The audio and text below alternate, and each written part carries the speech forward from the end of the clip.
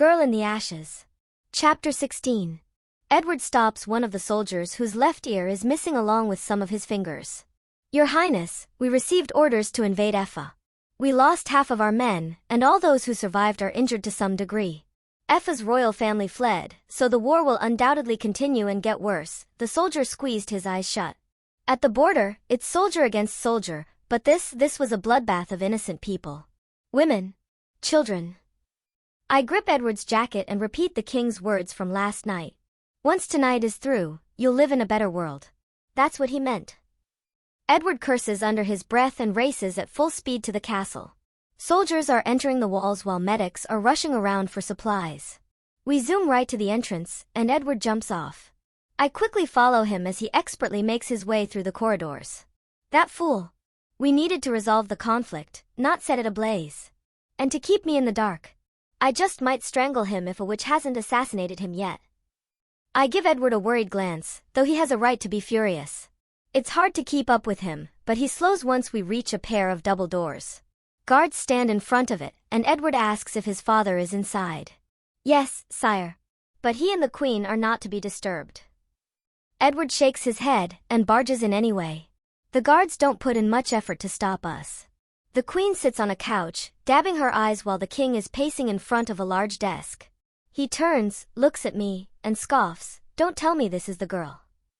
Edward storms over to his father, grabbing the king's collar. Oh, don't lecture me. I know what you did.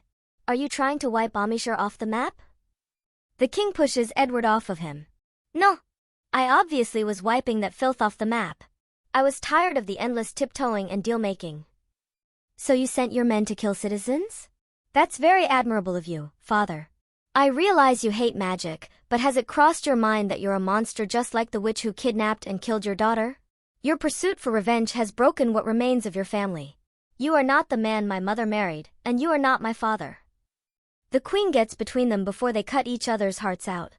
This is the most enraged I've ever seen Edward. Hearing all this makes me think that maybe I didn't have it that bad. My parents always loved each other, and their love reflected on me. I thought Edward's parents were living a dream come true, but clearly, they have more rough days than good. How in the world did the Queen get her husband to go to Mother's funeral? Stop it! I've worked too hard to keep this family together, so I must do this myself, the Queen declares. Her hand swings into the king's face. I let out a gasp, not knowing the Queen had it in her.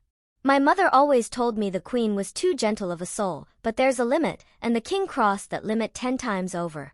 The king touches his face and slowly sits down in an armchair. I am remorseful for what has happened. But those children could grow up to be. No, Liam. The Queen shouts, you don't know anything about those children aside from your order to kill them.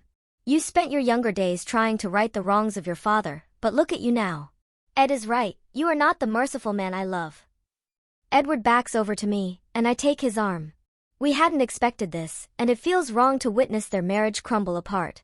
Samantha, the king weeps, finally realizing that he has gained nothing and lost everything. There's a timid knock at the door and under the Queen's directions, a messenger comes in. The young boy enters the room and stutters when the tension in the room hits him like an icy blizzard.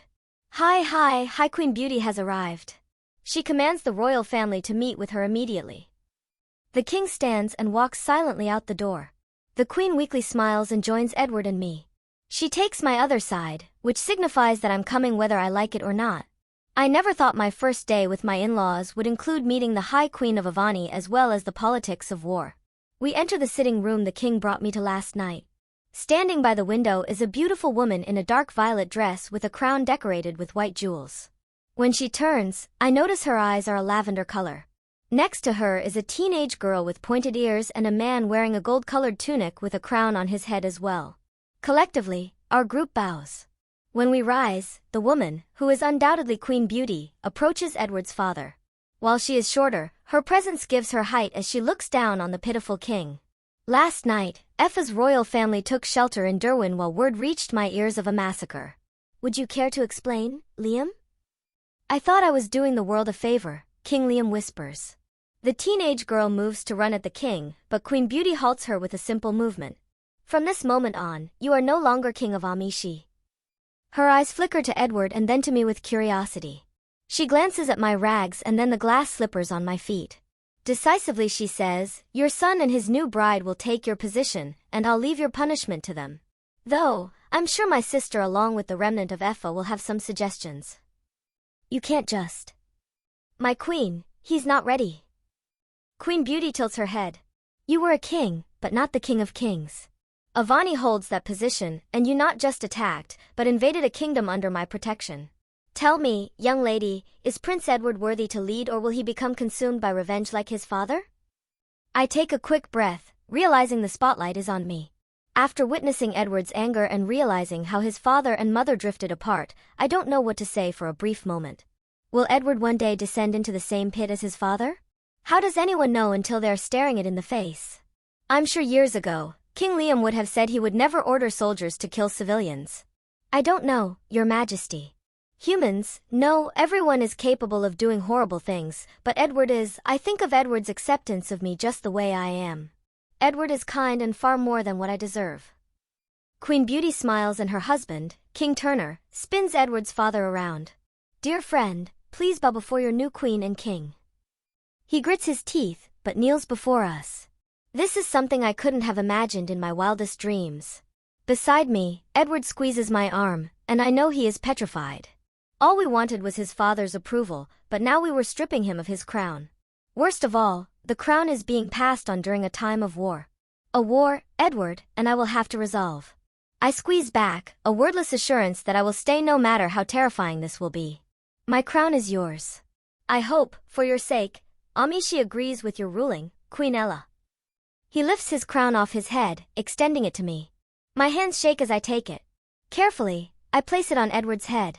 Next to me, the queen removes her crown and gifts it to me. It's heavy compared to the headpiece Nariel made, and I don't like it in the slightest. "Name your punishment," Queen Beauty says. Edward glances at her and bites his bottom lip. His first action as king will be a punishment against his own father. "You will help bury the dead and carve each name into their gravestones." The crowd cheers as Queen Beauty places a crown on Edward's head and then mine. He rises in his white robes while I stand in the white wedding gown Nariel refurbished.